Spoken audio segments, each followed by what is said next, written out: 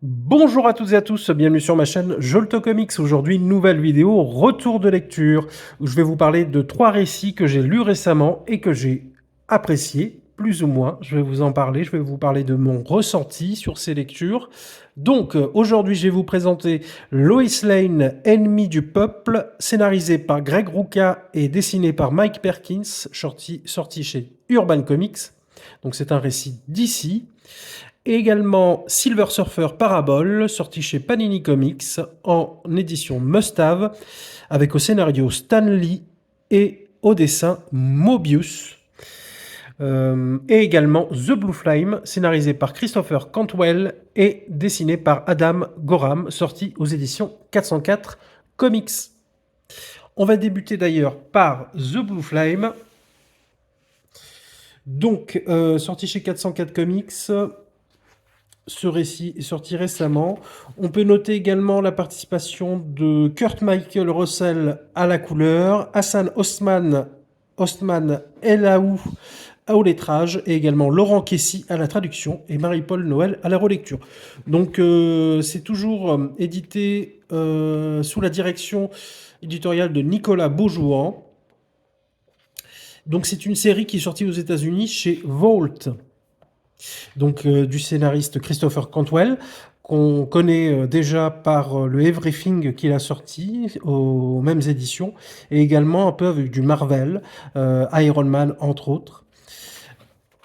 Donc, The Blue Flame va nous narrer une histoire, va nous présenter un personnage qui s'appelle Sam Brosam et qui est un travailleur ordinaire dans la vie de tous les jours, mais qui est également un super-héros.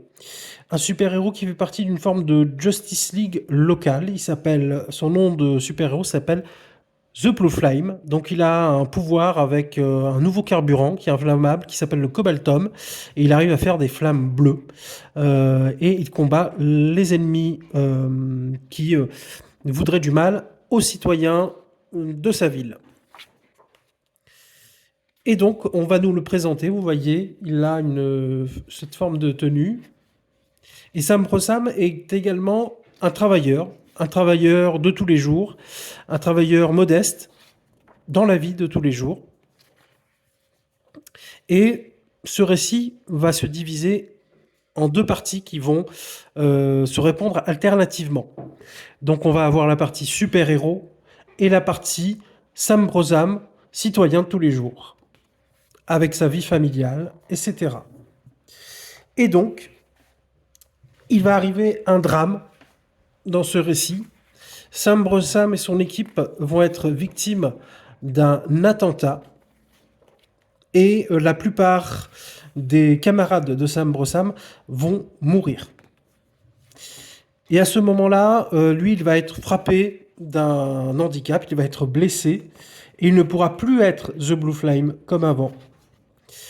Et donc, ça va être pour lui la place à la rééducation, autant physique que psychologique, suite à ce drame. Et en même temps, il va être convoqué lors de son hospitalisation par une forme d'extraterrestre qui va l'inviter à participer à un procès. Et ce procès sera le procès de l'humanité. Il va être nommé en tant qu'avocat de l'humanité pour défendre celle-ci et lui éviter l'extinction. Car il y a une forme de conseil universel qui a le droit de vie et de mort par rapport aux différentes civilisations qui existent. Et quand elle pense et constate qu'une civilisation est arrivée en bout de course et qu'elle n'a plus rien à apporter à elle-même, et qu'elle est plus négative pour elle-même qu'elle apporte des bienfaits, donc ils peuvent effectuer un procès et détruire cette civilisation, cette planète, si ça ne leur convient pas. Et donc Sam Brosam va devenir un avocat de l'humanité, va devoir la défendre bec et ongle. Donc,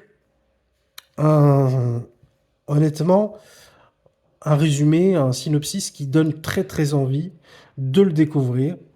Et franchement, c'était un récit que j'ai beaucoup apprécié. Déjà au niveau du dessin, Adam Gorham a, je trouve, beaucoup de talent et je ne le connaissais pas. J'ai vraiment apprécié son trait. Vous voyez Sam Brossam suite à l'hospitalisation. Donc là, avec des béquilles, donc en pleine rééducation. Et, et franchement, très agréable au niveau graphique. Et ça, c'est vraiment un gros point fort. Et également au scénario, Christopher Cantwell, qui arrive à nous narrer deux histoires en même temps. La reconstruction psychologique et physique de Sam Brossam, avec tous les à côté, donc sa vie familiale, qui n'est pas toujours évidente, et également le choc post-traumatique suite à l'attentat qui a tué la plupart de ses amis, qui a tué ses amis. Et donc on va voir cette évolution suite à cela, et également le côté spatial, le côté procédurier, où il va devenir l'avocat de l'humanité, où là on va être dans une forme de space opéra, où lui va aller de planète en planète, il va voyager dans l'espace, et il va chercher des réponses. En quoi, pourquoi l'humanité devrait-elle être sauvée? Et il faut avoir des arguments forts. Et donc, les arguments, il va les trouver de sa vie de Sam Brossam citoyen, de ce qu'il a vécu, des drames qu'il a vécu. Et sa vie personnelle va enrichir ses arguments pour le procès. On va voir toute cette évolution. Donc, à la fois Sam Brossam se relevant de cet attentat et Sam Brossam qui doit protéger l'humanité. Et c'est vraiment très très fort. C'est très touchant parce que nous, on pourrait se dire en quoi on peut sauver l'humanité, parce que c'est assez ambitieux comme questionnement. Et finalement, Sam Brossam a dans cette mouvance l'envie de prouver que l'humanité est sauvable, mais que lui-même aussi est sauvable. Qu'il n'est pas coupable de ce qui est arrivé. Et finalement, il y a un procès intérieur de Sam Brossam et un procès extérieur. Et donc c'est très intéressant, c'est superbement bien fait. On est vraiment pris au jeu, on est impliqué dans cette lecture.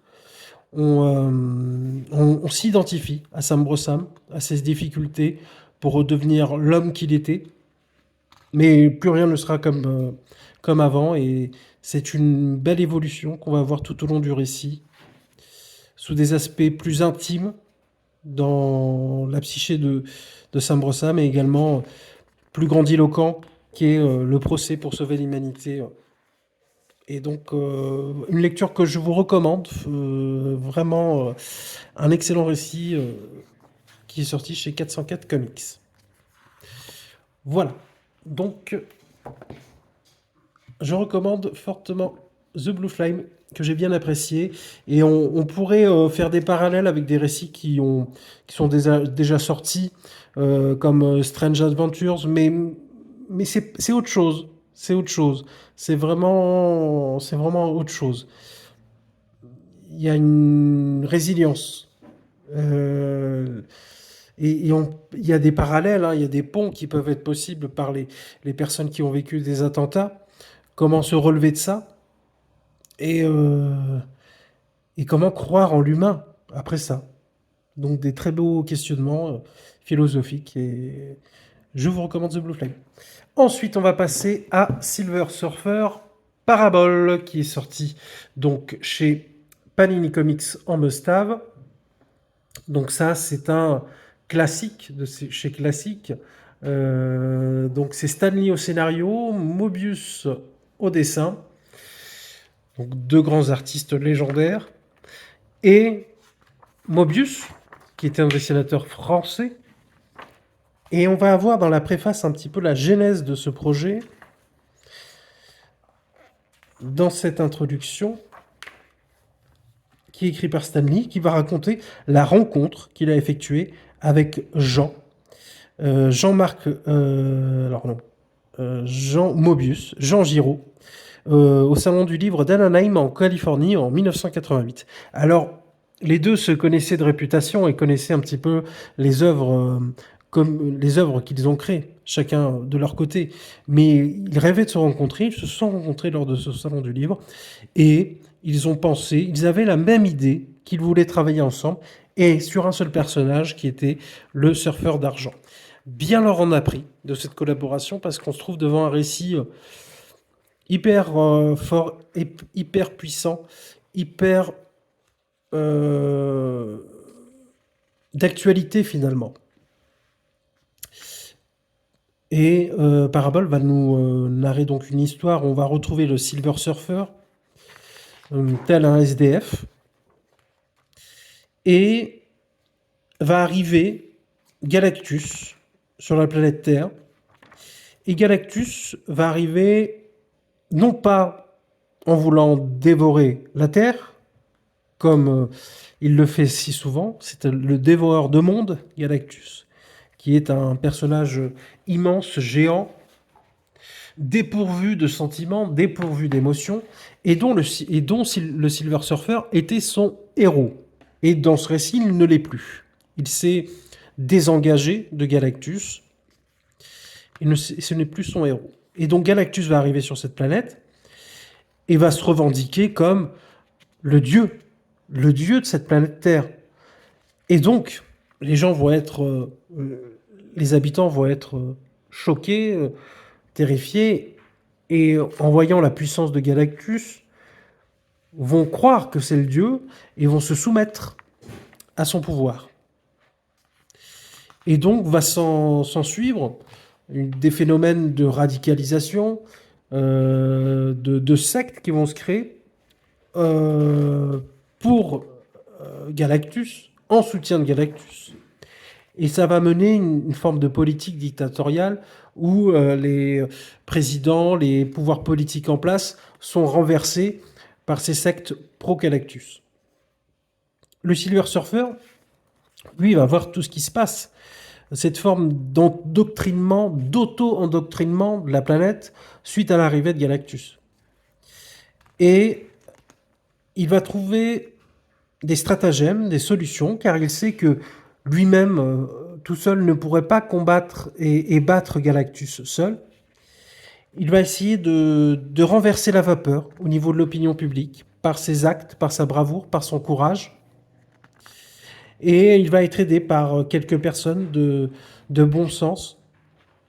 Et on va voir tout ce récit, et c'est vachement hyper intéressant, parce qu'il y a une parabole de la soumission face à un grand pouvoir d'une population. On a vu ça dans l'histoire récente ou moins récente, l'arrivée d'Adolf Hitler en Allemagne, et également au niveau des religions, des radicalismes religieux,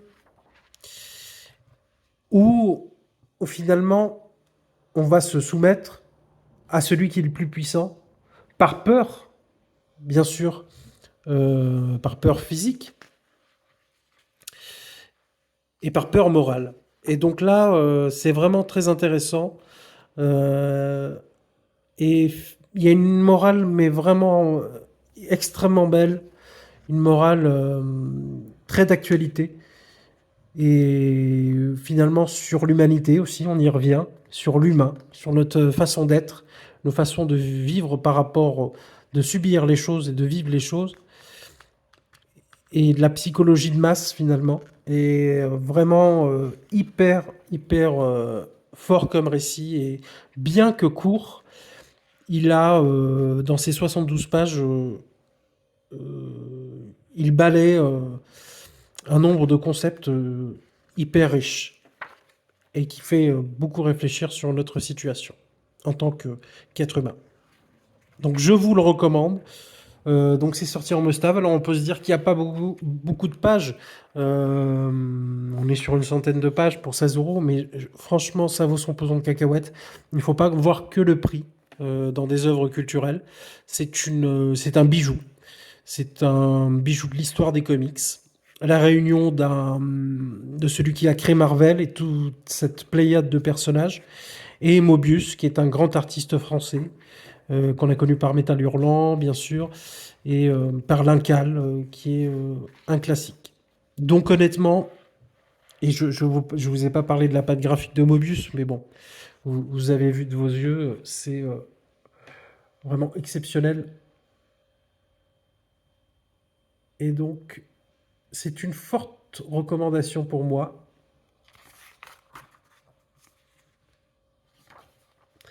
Donc le Silver Surfer Parabole.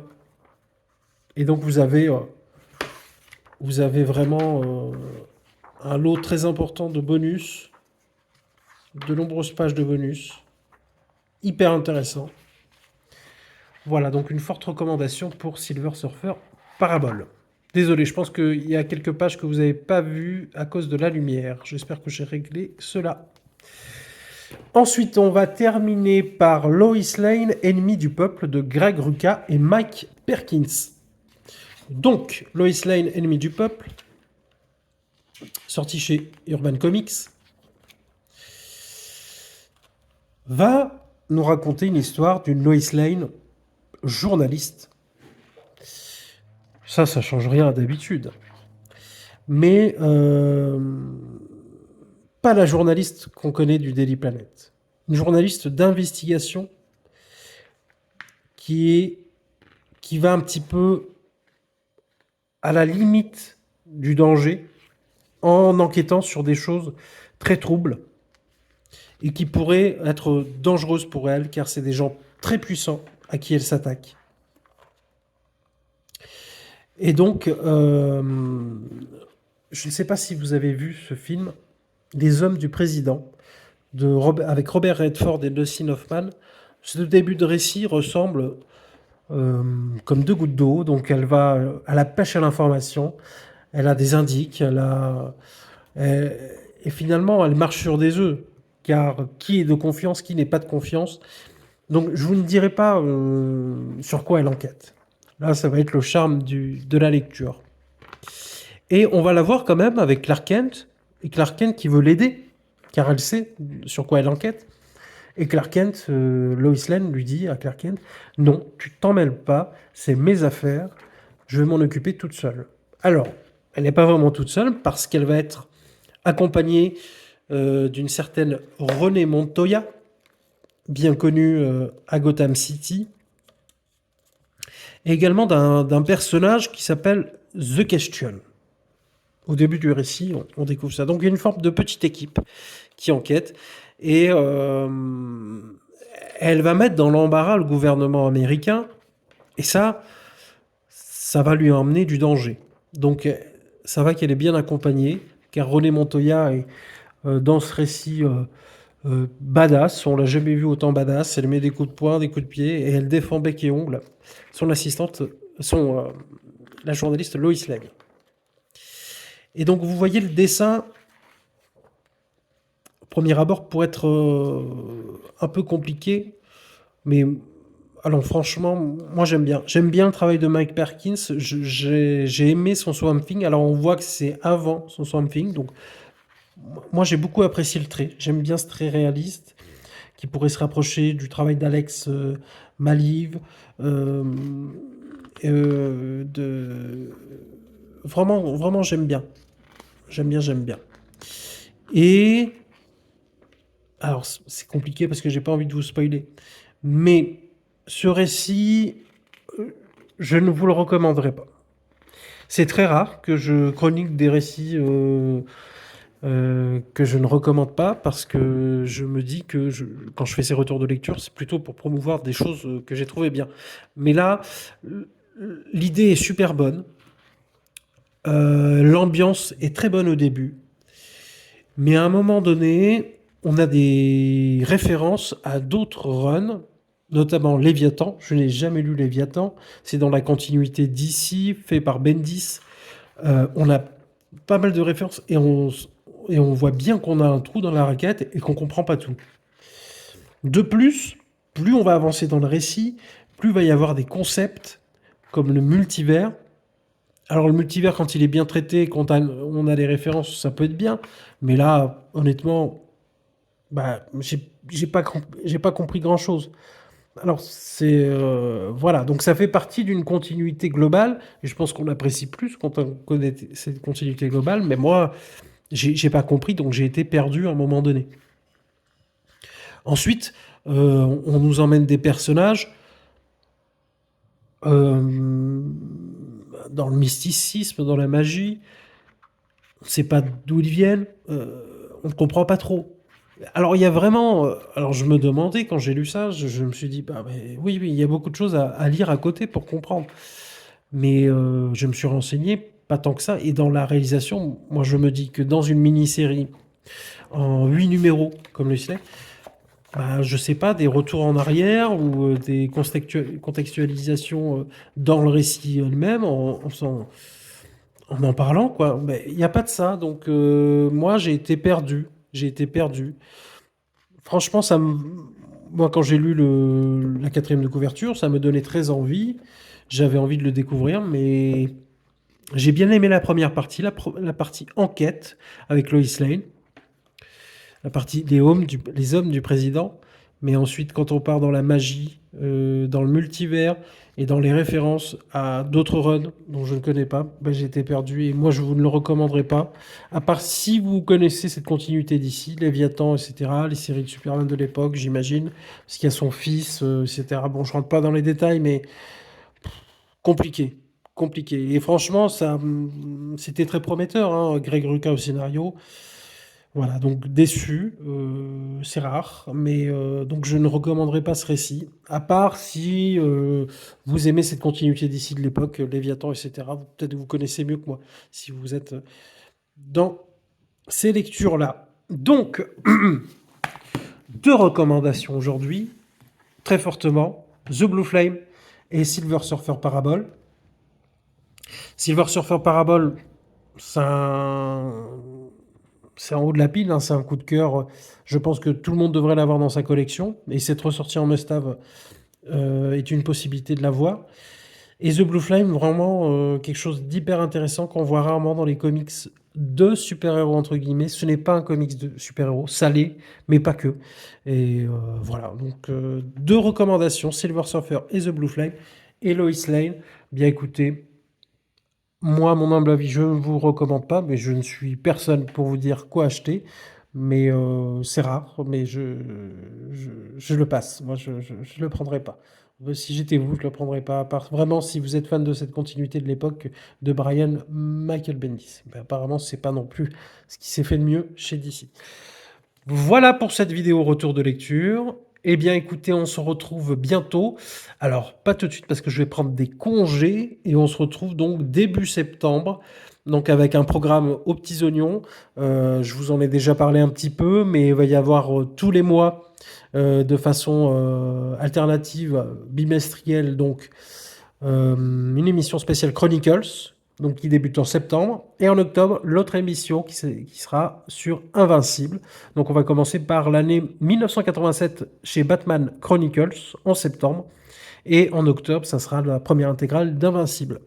Et également, toujours comme d'habitude, les rendez-vous réguliers qui sont les retours de lecture et les achats comics. Donc on se retrouve très bientôt. Je vous souhaite de bonnes vacances en ce mois d'août. Et puis on reste en contact si vous avez besoin dans les commentaires. N'hésitez pas à vous abonner. Là, depuis la vidéo achat comics de juillet et le concours 500 abonnés, ben, il y a une forte progression. Ben, j'en suis très content, j'en suis très heureux. Donc si ce n'est pas votre cas, n'hésitez pas à vous abonner, à mettre un petit pouce, à mettre un petit commentaire, ça donne de la force à la chaîne. Et même si je cours pas après les vues, les abonnés, ça met un peu plus de visibilité à ce que je fais. Donc on se retrouve très bientôt. Salut, salut, ciao!